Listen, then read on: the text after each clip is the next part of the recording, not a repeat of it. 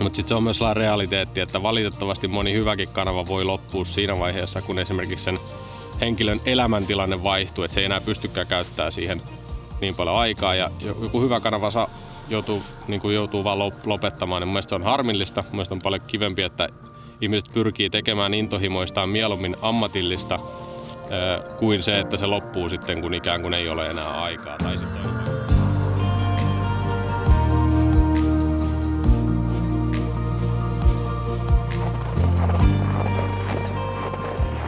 Pilkillä ollaan taas. Upea keli. Aika kirpeä pakkanen, mutta aurinko paistaa hienosti. Ei taas välttämättä se ideaalein kalan kannalta, mutta hieno keli olla jäillä. Otin kamerat mukaan, mutta tästä reissusta en kuvaa sellaista niin kuin varsinaista pitkää videota, vaan mä tässä spiikkaan pari juttua liittyen tähän kanavaan, että miten mä oon alun perin tämän kanavan perustanut ja sitten tuohon vapaa-alan jäsenyyteen liittyen, jonka nyt on perustanut, niin kerron siitä tässä videossa, että jos odotat sellaista perinteistä pilkkivideota, niin tässä vaiheessa kannattaa vaihtaa videota. Mutta jos kiinnostaa vähän tämän kanavan taustat ja oot seurannut pidempään ja ehkä haluaisit tukea tätä kanavaa, niin tää voi olla semmonen video, mikä on ihan kiinnostava katsoa. Ja alun perin mä ajattelin, että mä kuvaisin tän ihan vaan mun kämpässä sisällä, mutta ajattelin, että sama saan tulla tekemään nämä spiikit tänne ulos luontoon ja hyvällä säkellä saadaan vähän kalojakin tälle videolle.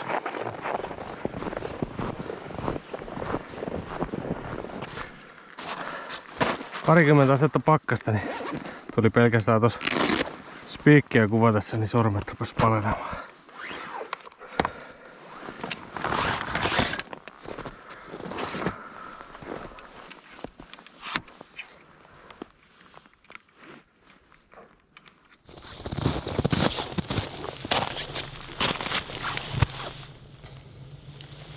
Onkohan mä nyt tarkkaan, ei näe oikein mihin toi. Eiköhän se on riittävän hyvä. Joo, oli tarkoitus tässä videossa vähän kertoa tästä kanavan ideasta ja vähän sen, niin kuin mistä se on lähtenyt ja vähän ehkä mihin se on menossa ja sitten myös kertoa sitä mahdollisuudesta, minkä on monet luonut, että pystyy niin kuin seuraajat tukemaan tätä toimintaa. Totta kai on ollut aiemminkin tapoja, mutta nyt on sitten uusi toi vapaalla jalalla jäsenyys, niin niistä tässä kerron. Ja tää on tosiaan ehkä enemmän suunnattu semmoisille seuraajille tää video, jotka on pidempään seurannut, että ymmärrettävästi ne, jotka ekaa kertaa tulee videon pariin, niin voi olla että ei ole niin kiinnostavaa asiaa. Ja mulle tosiaan tämmönen kameralle höpötteleminen ei ole mitenkään luontevaa ja nytkin mä joudun tässä vähän aikaa niin keräilemään itseäni, että yleensä kun mä puhun videolle, niin mä mietin valmiiksi mitä mä sanon muutaman lauseen ja sitten eteenpäin, mutta nyt tämmönen höpöttelytyyppinen juttu on mulle uusi juttu, katsotaan miten mä tästä selviän. Laitoin kyllä ylös tohon tapani mukaan vähän mitä oli tarkoitus sanoa. No joo, ehkä ensin muutama sana siitä, miksi mä alun perin perustin Vapaalla kanavan. Mulla oli silloin aiemmin semmonen toinen pienempi kanava, jossa tuli tehtyä videoita ja sitten halus semmosen jonkun kanavan, ylipäänsä jonkun reitin, mitä kautta voisi tehdä videoita, koska se videon tekeminen oli silloin jo tosi lähellä niin kuin sydäntä ja se kiinnosti. Ja sitten oikeastaan silloin alkuvaiheessa ei ollut ihan edes varma, että mikä se asia tulisi olemaan. Että se olisi voinut periaatteessa olla vaikka, jos meidän kaveriporukassa olisi ollut vaikka innokkaita skeittaajia, niin mä olisin saattanut ruveta kuvaamaan skeittaamista. Mutta koska oma innostus oli tässä kalastuksessa, sitä kautta pystyi tuomaan sitä sisältöä sinne, niin se meni sinne kalastus- ja vaellusretkeily puolelle. Ja siihen aikaan, kun mä kanavaa perustin, niin mulla oli silloisessa elämäntilanteessa tosi paljon aikaa, tai niin kuin vapaa-aikaa, eli pystyi panostamaan hirveitä määriä niinä ekoina parina vuonna ihan täysin niin kuin vapaa-aikaa. Et mä muistan esimerkiksi, että tein niin kuin useita vaellusvideoita editoin vuodessa ja silleen, ja niihin meni viikko tolkulla aikaa, et ei semmoisia ei millään pystynyt enää myöhemmin tekemään. Sitten jossain vaiheessa, kun työtilanne ja muu tilanne ei enää sallinut sitä, että vapaa-aikaa oli ihan tolkuttomasti, niin rupesi sitten miettimään, että olisiko se ollut joku vuosi 2018 syksyllä, mä vaan totesin, että tässä ei ole enää vaan niin kuin, että ei pysty enää tekemään silleen, että tekee vaan niin kuin harrastuksena. Että menee ihan liikaa aikaa ja pitäisi jostain ruveta niin kuin ikään kuin leipä saamaan pöytään, kun mulla ei ole sellaista tilannetta ollut koskaan, että mä olisin niin kuin tuosta GoProsta loppu akku, otetaanpa se pois päästä.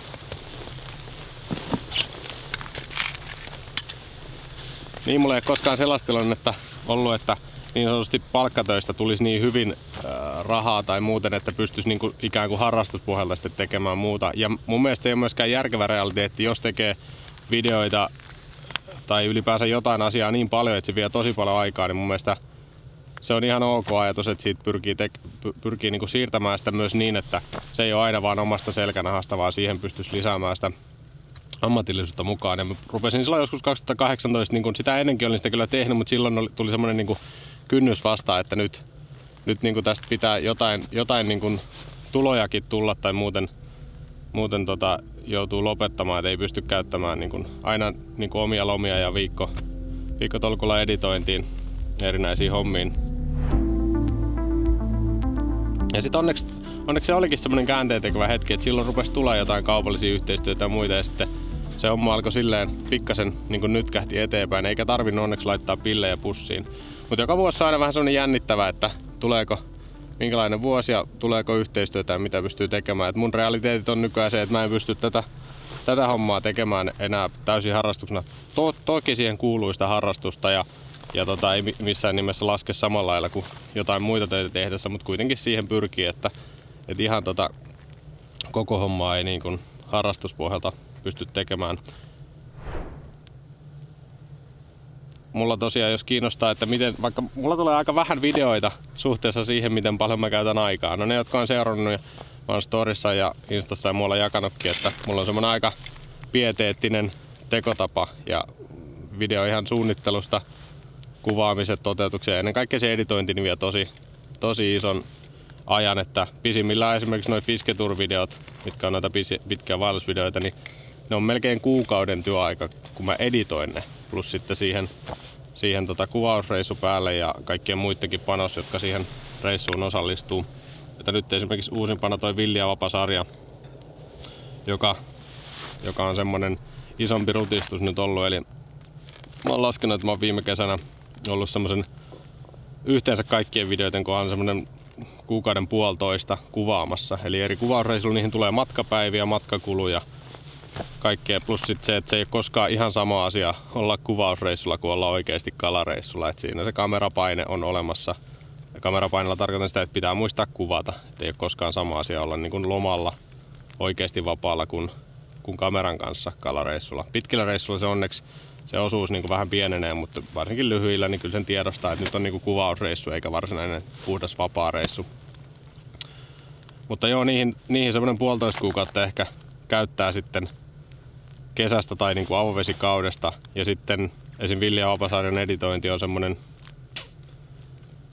vähän valmistelu ja siihen sitten reilu viikko per jakso suurin piirtein ollut. Että siinä heti niin kuin useampi kuukausi tulee pelkästään tuohon projektiin plus sit kaikki muut. Eli mulla nykyään, mä oon laskenut tarkkojakin lukemia, mutta mä en nyt muista niitä tähän hätään, mutta siis puhutaan niin kuin varmaan melkein puolet vuodesta.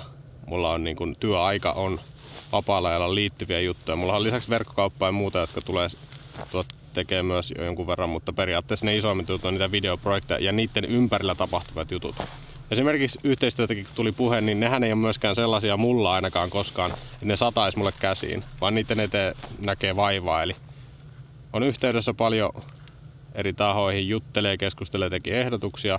Näin, eli sekä ei ole myöskään sellainen, että aina ennen kuin joku yhteistyö toteutuu jollekin videolle, siinä on aika monta jopa työpäivää ennen kuin se on niin kuin toteutunut. Eli siinä mielessä ehkä semmoiselle, joka voisi sivusta katsoa. Itsekin saattaisi ajatella niin, että okei, tuossa on vaan tarjottu tuollain, se on otettu ja siitä sitten tyhjät pois kuleksimasta, mutta se ei ainakaan mun kohdalla koskaan toimi näin, eikä se olisi ehkä muutenkaan semmoinen kiinnostava tapa tehdä, vaan mieluummin sitten niin kuin oikeasti keskustellaan ja neuvotellaan niistä sopivista yhteistyöistä.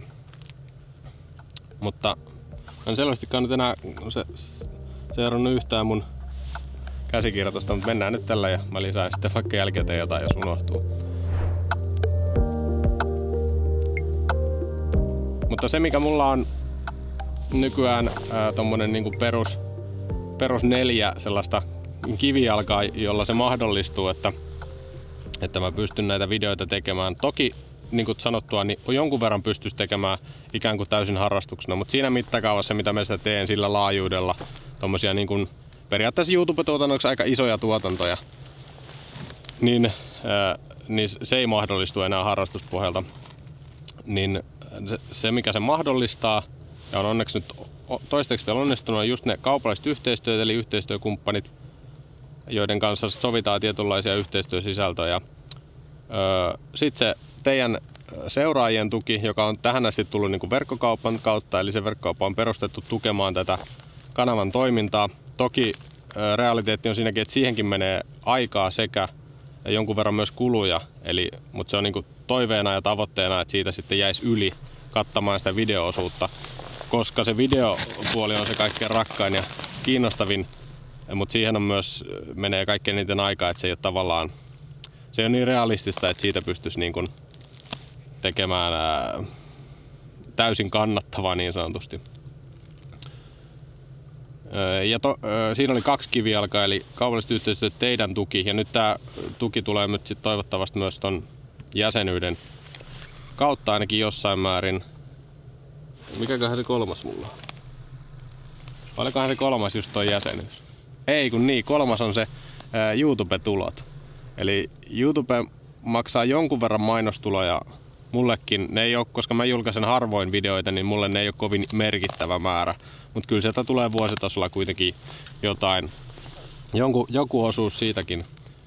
Ja sitten se 4. elementti, mikä mahdollistaa just se niinku harrastuneisuus. Eli se, että jos tätä lähtisi tekemään niinku puhtaasti, tai alun perin olisi lähtenyt, pilkki kiinni, mä ihan turhaa tässä nyin, kun ei täällä kalaa näy, mutta jos niin etsi tällaista harrastuneisuutta intohimoa, eli jos lähtisi sillä, että laskee kaikki kulut ja kaikki menot, ajat, kaikki, niin silleen ei voi koskaan tehdä tämmöistä hommasta kannattavaa. Tai voi ehkä, mutta se ei ole alkuvaiheessa kovin realistinen tavoite.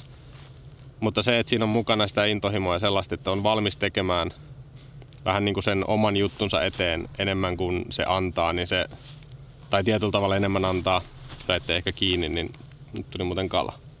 Katsotaan, lähteekö se kohta nousemaan. Niin se mahdollistaa sen, eli siinä on ne 4 elementtiä. Ja mä en tiedä kuinka pitkään mä tässä höpissy, mutta no joo, ehkä mä olisin sen voinut vielä sanoa, että tässä Suomenkin YouTube-kentässä kalastus ja jossain määrin retkeilypuolella, mitä itse silleen seurailen ja mihin kuulun, niin on eri tapoja. Tietyt kanavat on pystynyt tekemään siitä jossain määrin onnistuneesta kaupallista, ja niissä on tosi paljon eri tapoja. Jotkut tekee niin, että ne julkaisee tosi paljon vähän niin kuin helpommin kuvattuja ja editoituja videoita. Jotkut tekee vähän niin kuin minä, että tekee niin kuin isompia, vähän ehkä silleen työläämpiä videoita harvemmin. Ja sitten on semmoisia välimuotokanavia, että niitä tapoja on monia. Sitten on myös niitä, jotka on ikään kuin tietyllä tavalla jonkun firman leivissä sen lisäksi, mutta tapoja on tosiaan monia. Tää on tää mun tapa, mitä mä oon tehnyt, ja mä oon joskus miettinyt, että olisiko vaan parempi tehdä vähän erityylistä, että saisi vähän useampia videoita. Mutta sit mä oon ajatellut niin, että tää on just se tyyli, mitä mä oon halunnut tehdä, että tällaista viimeisteltyä, hiottua, mietittyä. Niin en mä siitä luovu, että sitten mieluummin keskittää aikansa johonkin muuhun kuin näihin videohommiin. Mut joo, sitten siinä toivon mukaan oli suurin piirtein semmonen järkevä sepostus. Ja vielä ehkä se tärkeä pointti, että se, että jos niin kun sisällöntuottaja puhuu rahasta tai muusta, niin se jollain nostaa karvoja pystyyn. Mä olin itselläkin aikanaan silloin, kun mä aloitin kanavan, niin mä en edes laittanut mainoksia mun omiin videoihin, koska mä ajattelin, että se ärsyttää ihmisiä. Mä olisin saanut sieltä niin vähän rahaa, että en jaksanut niin sillä häiritä. Mutta sitten se on myös sellainen realiteetti, että valitettavasti moni hyväkin kanava voi loppua siinä vaiheessa, kun esimerkiksi sen henkilön elämäntilanne vaihtuu, että se ei enää pystykään käyttämään siihen niin paljon aikaa. Ja joku hyvä kanava joutuu vaan lopettamaan, niin mun mielestä se on harmillista. Mun mielestä on paljon kivempi, että ihmiset pyrkii tekemään intohimoistaan mieluummin ammatillista kuin se, että se loppuu sitten, kun ikään kuin ei ole enää aikaa. Tai sitten toinen vaihtoehto, että vetää ihan niin kuin burnouttia tai puille paljaille.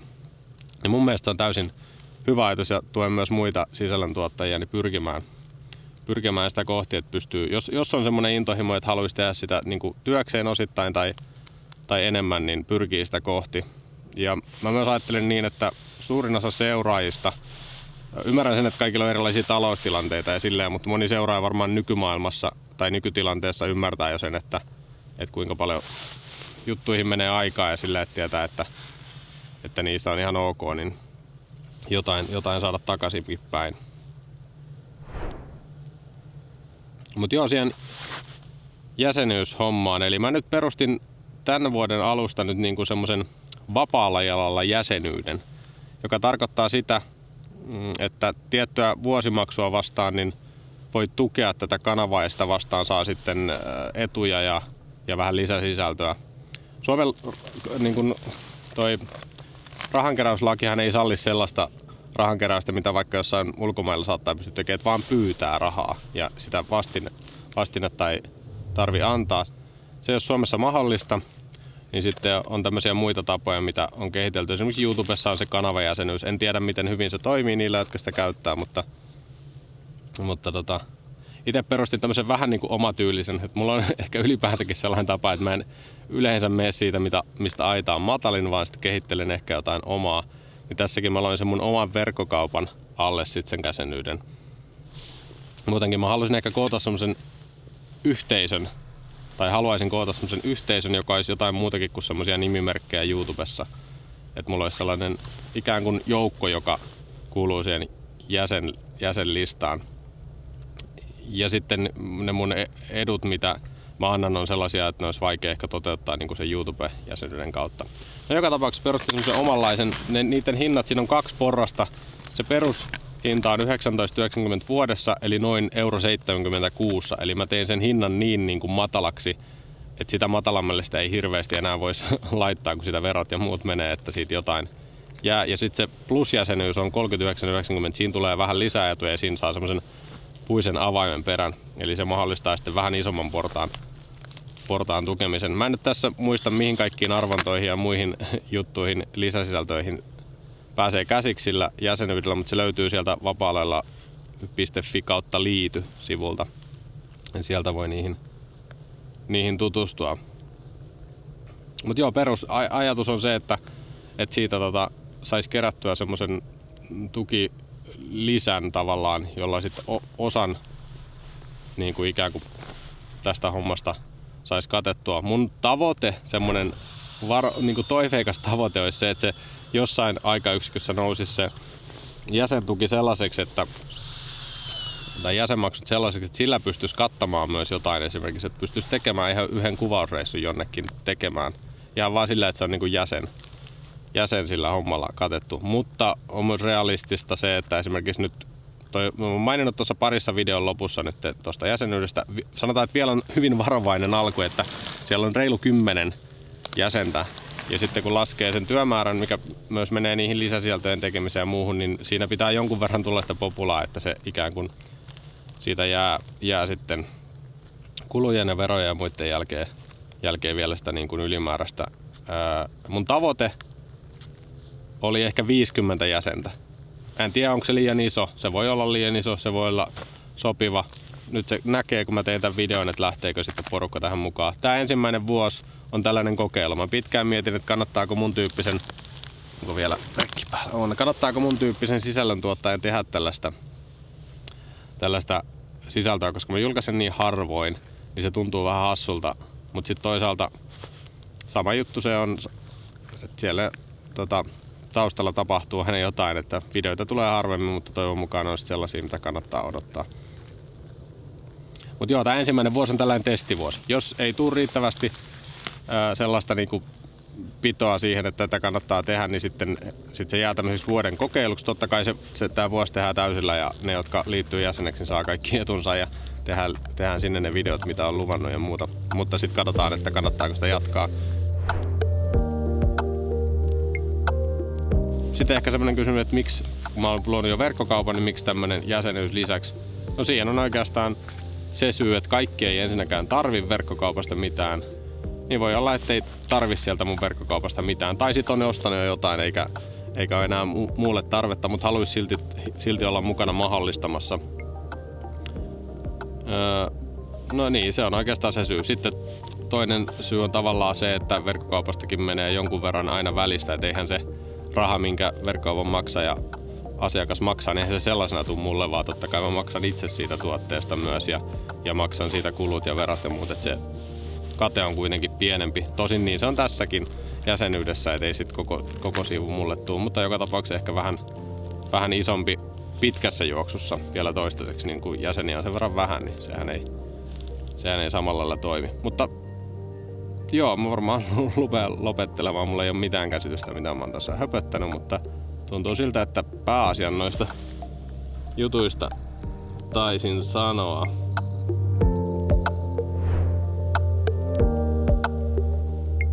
Niin ja se pitää vielä sanoa loppuun, että vaikka nyt tämmöisiä jäsenyyksiä ja muita tukia pidetään esillä, niin pääsisältö, kaikki vapaalla sisältö tulee olemaan nyt ja tulevaisuudessa ilmasta. Eli kenenkään ei tarvitse kokea huonoa omatuntoa, jos ei osallistu. Että jokaisella on oma tilanne, miten voi olla, ja jos on satunnainen seuraa, niin ymmärrettävästi ei voi ihan jokaiseen lähteä mukaan. Mutta jos sulla on sellainen tilanne, että olet seurannut vaikka pidempään tai muuten haluat olla mahdollistamassa ja talous sen sallii, niin ainakaan se 20 vuosimaksu ei pitäisi olla semmoinen, että siitä ehkä sitten jäisi kiinni. Mutta kiitos kaikille, jotka haluaa lähteä mukaan. Ja tosiaan, jos ei se jäsenyys kiinnostaa, niin myös uutiskirjeen tilaajaa mä oon ruvennut nyt keräämään. Eli muutaman kerran vuodessa varmaan jatkossa lähetän sitten semmoisen uutiskirjeen. Niin liittykää ihmeessä siihen listalle, laitan siitäkin linkin videon kuvaukseen.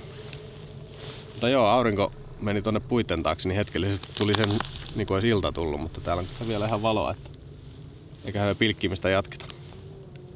Joo, mutta kiitos kun katsoit tämän videon tästä. En yhtään tiedä kuinka pitkä tästä tuli. Sen verran paistaa aurinko silmiä, et en pysty tuosta kamerastakaan lukemaan, mutta toivon mukaan suurin piirtein sain ne asiat sanottua, mitä halusin. Ja laittakaa kommentteihin kyselyä tai kommenttia, että mitä ajatuksia tämmönen herättää.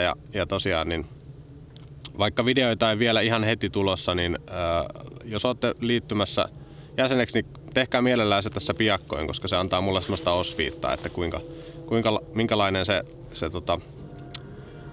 jäsenkanta voisi näin tämän kesän kuvausreissun osalta olla. Jes, ei muuta.